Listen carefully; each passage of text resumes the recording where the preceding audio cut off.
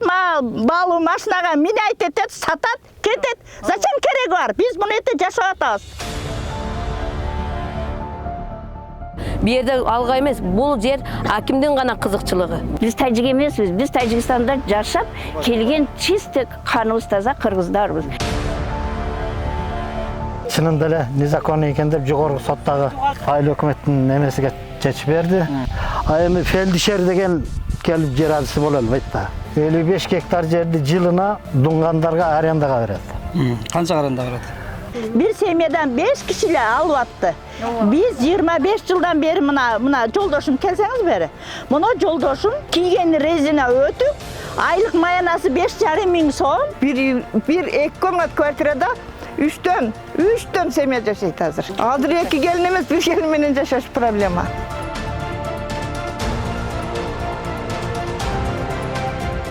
Ошо элди экиге бөлүп салды бул. Ошо үчүн мен азыр ооруп атып, кетанал ичип келдим да, ушу силерге жеткирейин, үнүмдү биздин үнүбүздү ушуларга жеткирсин депчи.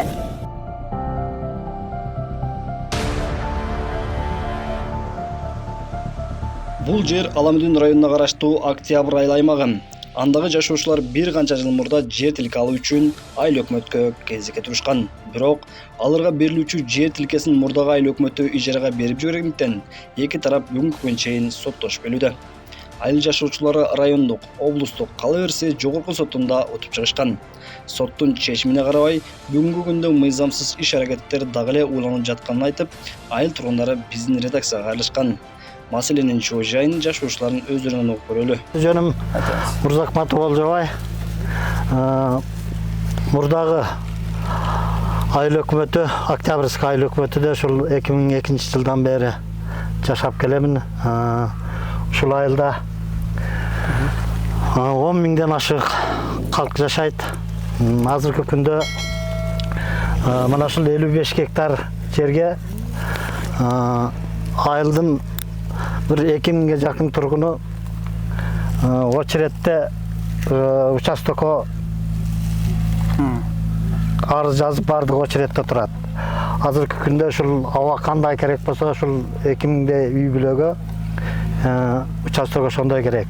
Анан бул 55 гектар жердин тарыхы буга чейин 2017 жылы тойчулук кылыш деген айыл өкмөтү болуп келген. Ошол келгенден кийин бул жакта bir 44 гектар жерди участокко таркаткан.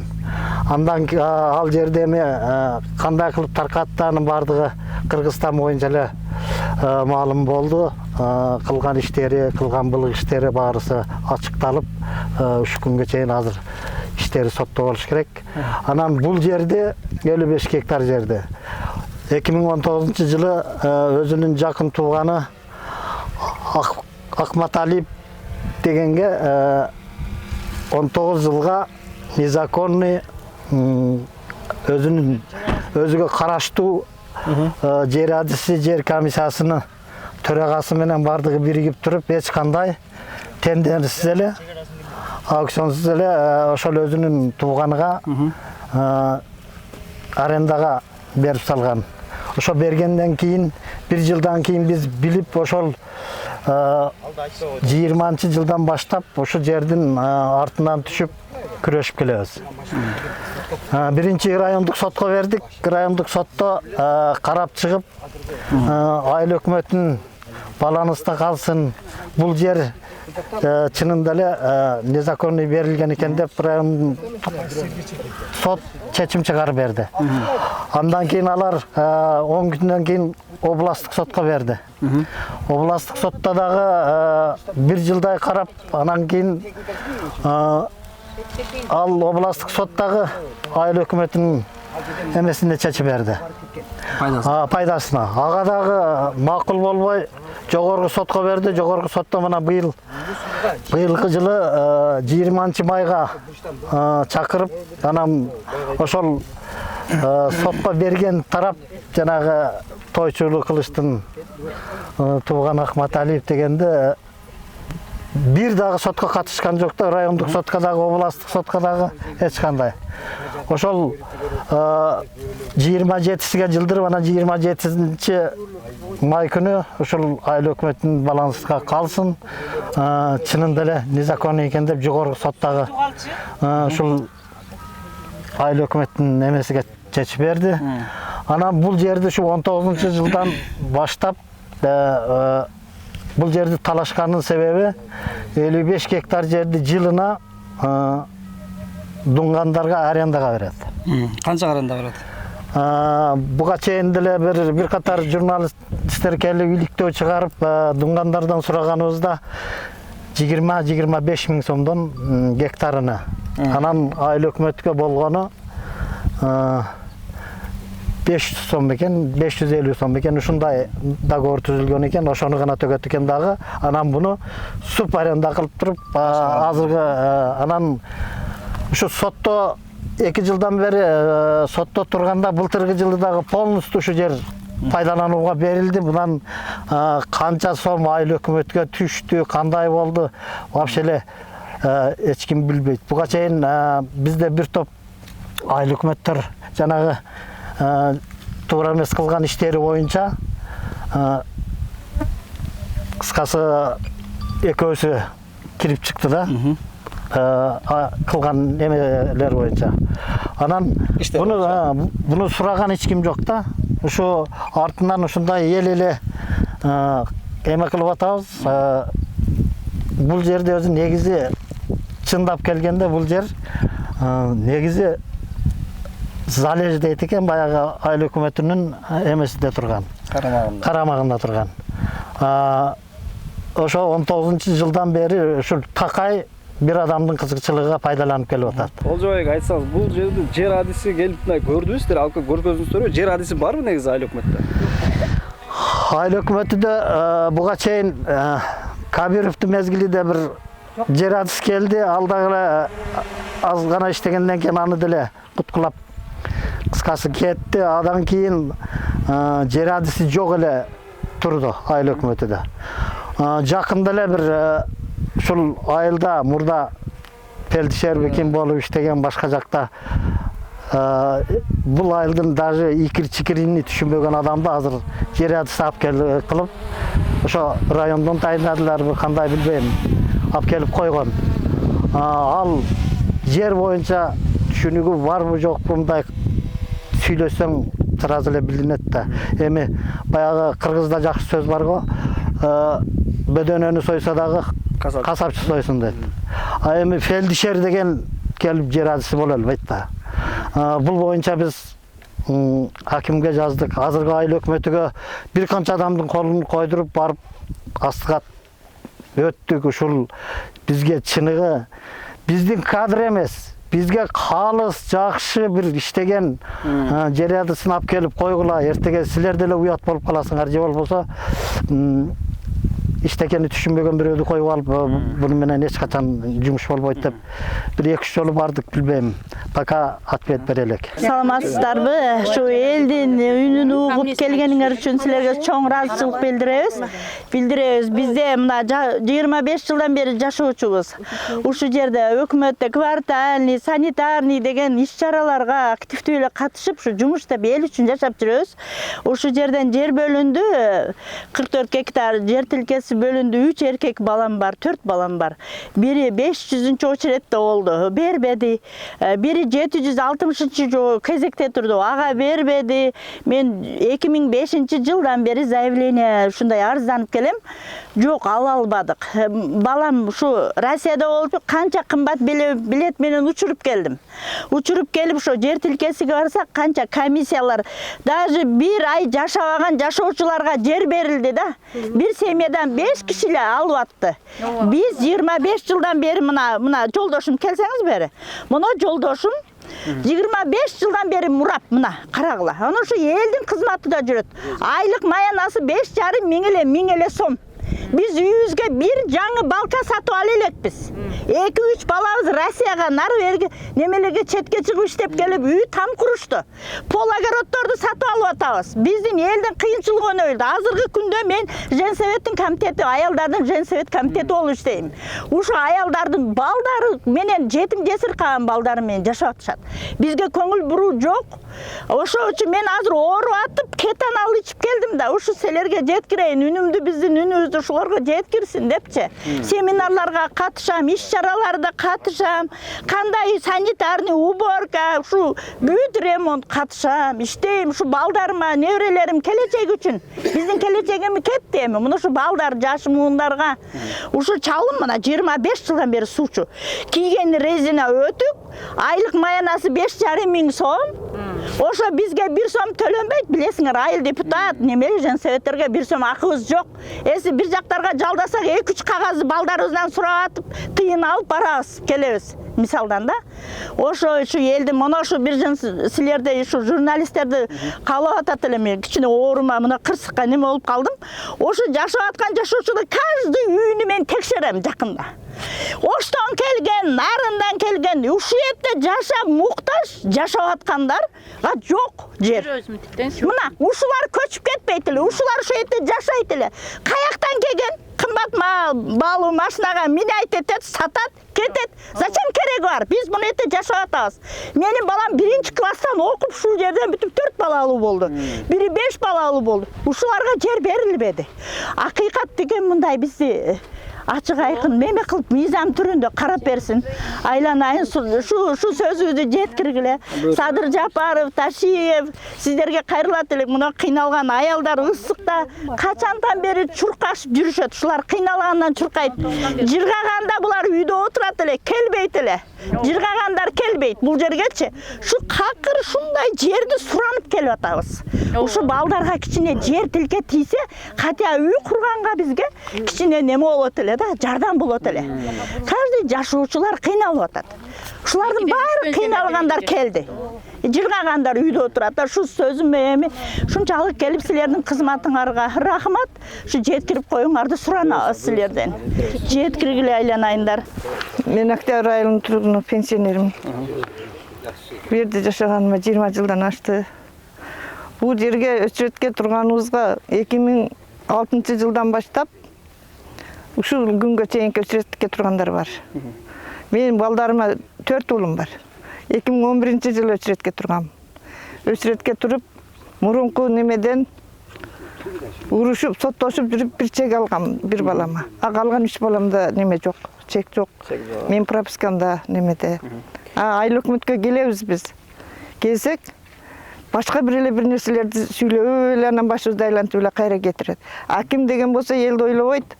Келип элдин арасында эмне көйгөй бар, эмне маселе бар, чечейин дебейт. Ушу жерге басканыбызга биздин 5 жыл болду, 19 жылдан бери жүрөбүз темселеп. Азыр 24 жыл. Ол өкмөт аким келет дагы, өкмөткө келет, өкмөттөн кайра кетет. Ол эмне үчүн аким болгондо сезбейт окшойт өзү. Элдин проблемасын аким чечиш керек да.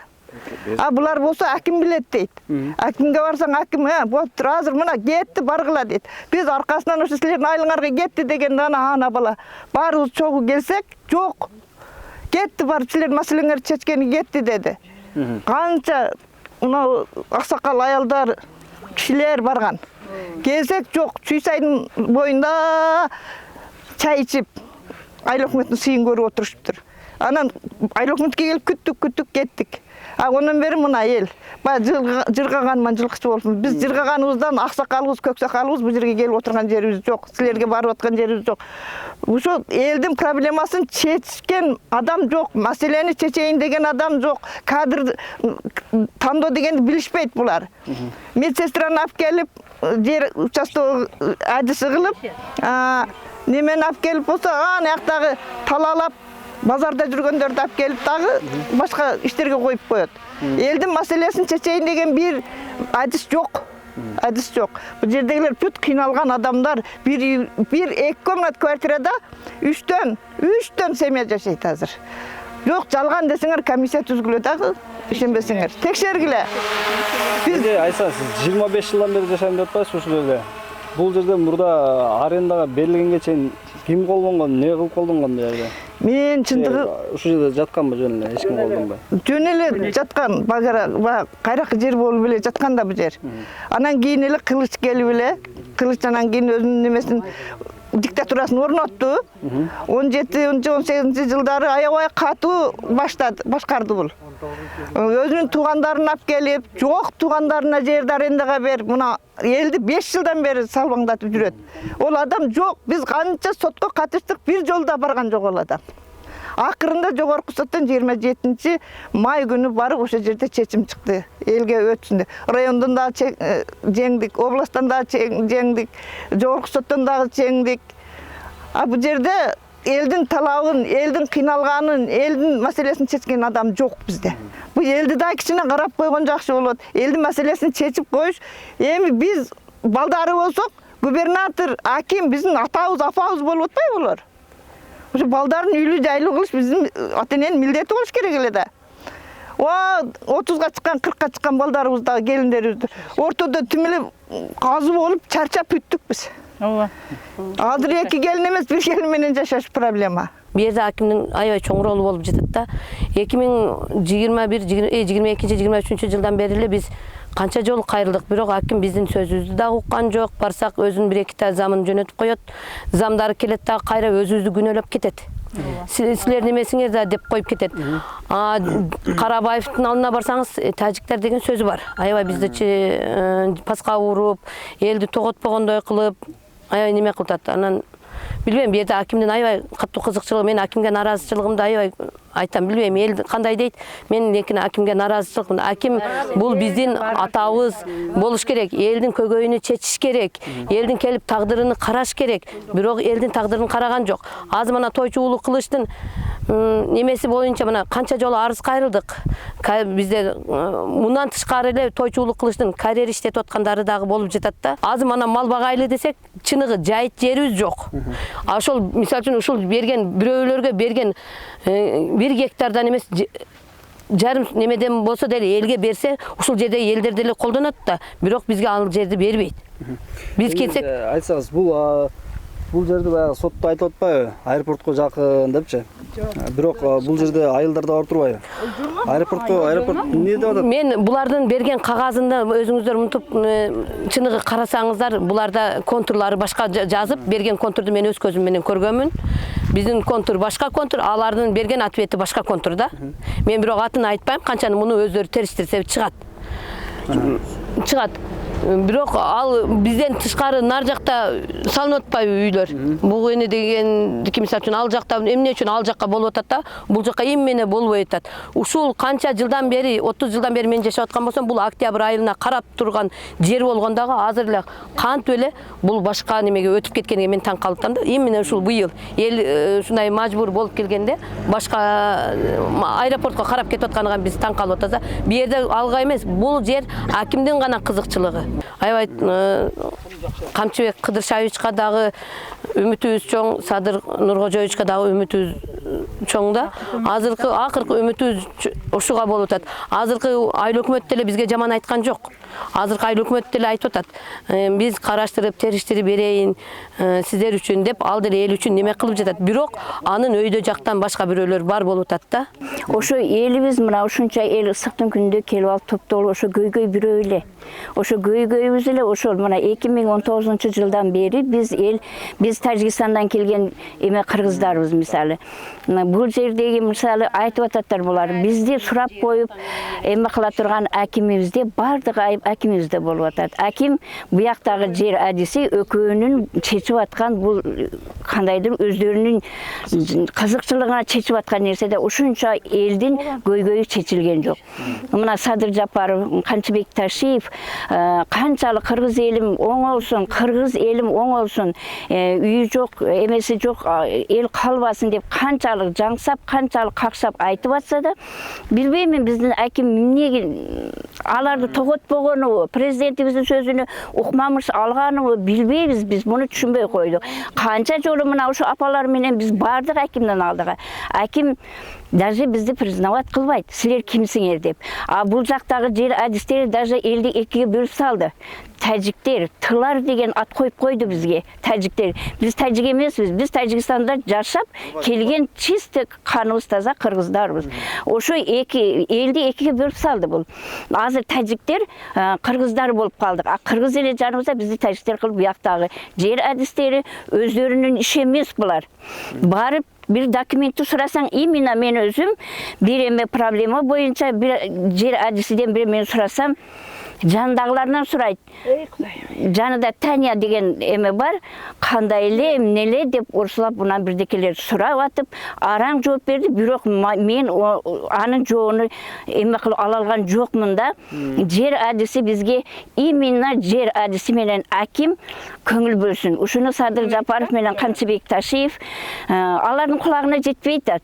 Алар билбей атат. Биз кандай көйгөйдө жашап атканыбызды билбей атат. Бир үйдө мисалы 3-4 пели менен жашагандар бар. Мисалы мен өзүм инвалид группа баламды бар, кызым күйөө өтүп кетип, кара кагазы менен 3 баласы менен менин үстүмдө мисалы.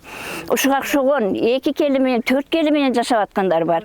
Акыры добасы куруп 10 сотук жердин аркы булуңуга үй салып келинди бөлүп койгондор болуп атат. Эми проблемаларды чечсе болот да. Биз аябай өтүнүп ушу президентибиз уксунчу шуну. Силер именно силерден үмүт кылалы. Президентибиз менен Ташиевка жеткизгилечи. Биз аким менен бул жердеги жер адиси биздин проблемабызды чечпеди. Урматтуу Садыр Нуркачаевич, ОКМК башчысы Ташиев, Камчыбек Ташиев, сиздерге кайрылуу. Ушул элдин көйгөйлөрү, ушул 5 семья, 4 семьялап кыйналып жашап жаткан энелердин, ошо кыйналып аткан адамдардын немесине бир неме көңүл буруп коюңуздарды суранат элек. Биздин эл кыйналып, мына 30 жылдан бери ала албай, бир 4 сотук жер кесиндисине жете албай жүрөбүз. Бир семьяда 4-5тен эркек балдарыбыз бар. Ушинтип кыйналып, ушинтип жашап атгандан мында ысыкта келип, муну апалар канча жылдан бери ушинтип келип, канча кыйналып, кайрылуу жасап, акимге барып, аким дагы укпай, анан канча айыл башчыларыбыз жыл сайын алмашып, ушундай көйгөйдө жүрөбүз, кыйналыпчы. Бизде эми ушу канча жылдан бери ушу көйгөй эч неме боло албай атат да. 44 сотук жер 44 гектар жер берилди. Ошо жерге ушу комиссиябыз жакшы иштебей, канча учету башка эле жактагыларга берилип, мына жашоочулар 25 жыл 50 жыл жашагандар албай.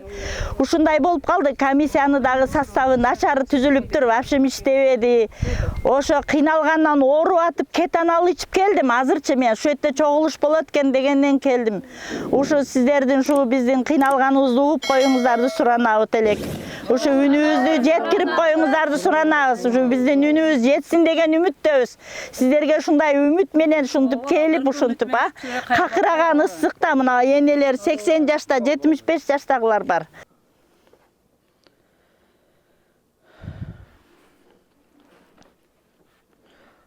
Урматтуу жалпы көрүүчүлөр, биздин ушул жогорудагы маселелер боюнча ошондо аты аталган мурдагы айыл өкмөтү Кылыч Тойчулуна байланышып көрмөкчүбүз. Ал кишиге ушул эки маселе боюнча суроолорубузду узатабыз.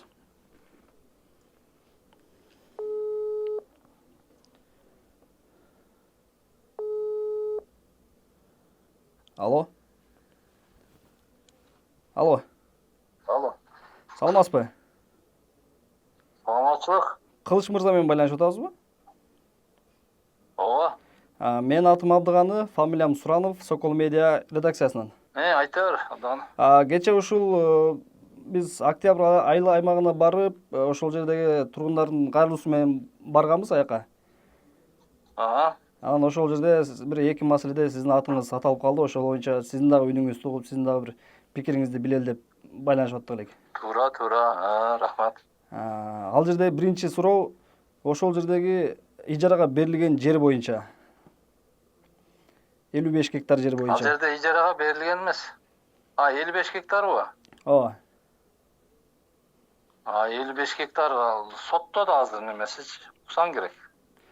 Жок, Материалдар. чечим чыккан дейт. 27-майда жогорку соттон чечим чыгарган дейт. Чечимин биз алып элекпиз. Сиздер сотко Отложка болгон. Жок, сиздер сотко буга чейин катышып аттыңыздар беле? Райондук, облустук, жогорку сотторго. Алло.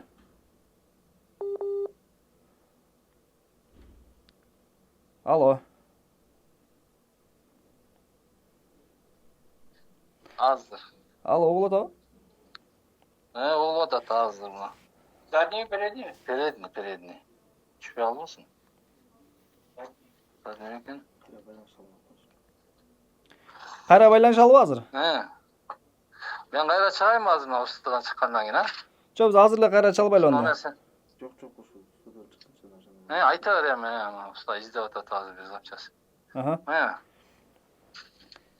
Ошол 55 боюнча дейсиңби? ошол жердеги 55 гектар жер боюнча. Сиздин атыңыз аталды. Ошол Кылыч Тойчу уулу айыл өкмөт болуп турганда ижарага берип жүргөн деген кептер айтылды. Буга сиз кандай жооп берет элеңиз? Сиз кимге бердиңиз эле? Мен иштеп аткан мезгилде мыйзам чегинде берилген. Ошол анан кийин соттошуп жүрүшөт. Сиз кимге бердиңиз эле? Алган кишилерибиз.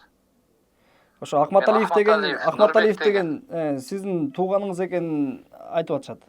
Тууганыңызбы, таанысызбы? Ошо. Ал менин тууганым эмес ал. Ал ким болот сизге? Жөн эле Кыргыз Республикасынын жараны эч нерсе болбойт. Эч ким болбойт ал. Бирок азыркы Ал жерде ошол немеге ким дедиң? Абдырасыл дедиңби? Абдыганы. Абдыганы ал жерде ошол мен иштеп турганда ошол 55 гектарды мына сайыл жоюлгандан бери эч ким иштетпей эле жана кум ал кайракы да. Эч ким иштетпей эле турган биз анча жол бергенбиз немегечи конкурска. Анан эч ким албай акырында ошол бала алган.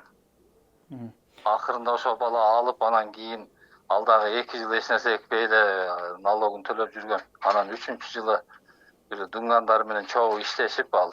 Анан даруу сайдагандан кийин эле баягы алар капельный кылышты да, капельный кылганда суарса болот экен. Анда дагы бир канча бир 15-20 гектарын эле. Ошодон кийин эле көгөрүп кетип, баягы баардыгы көкмөк болуп калса эле анан элдер башташты. Биз алсак болчу экен деп. Анан мен жана жумуштан кеткенден кийин менин ордума болгон Саймидин деген айыл өкмөт ошол жерде ижеске беребиз элдерге. Биз уже документтерин бүтүрүп койдук трансформацияга деп. Ошо Саймидин жана Элмира, Олжобай деген кишилер тааныштарына сатып ийиптир. Бардыгы бир $100,000 үстүндө сатып ийиптир, акчаларын алып алышыптыр, биз силерге ошол жерден жер беребиз деп. Анан кийин ошону менен эле артынан соттошуп жүрүшөт. Соттошуп ошо Верховныйга барганын мен уккам, анан эмне деп чечим чыкканын мен кабарым жок экен. Сиз сотко буга чейинки райондук, облустук сотторго барган эмеспи? Шаардык. Мен биринчи буга чейинки бул кийин дагы бул экинчи сотко беришти буларчы. Биринчи сотунда мен катышкам. Ошол баягы кишинин өкүлү болупчу. Арендага алган кишинин өкүлү болуп катышып, ал жерден райондукунда, областтыкында утканбыз. Уткандан кийин кайра беришип булар мен ал мезгилде жана неме болуп калды, кылмыш иштери козголуп, жок жерден жалаа жабышып. Анан мен СИЗОдо экенде булар ошо райондук, областтыкын утуп неме кылып турган, мен киришпей койгом.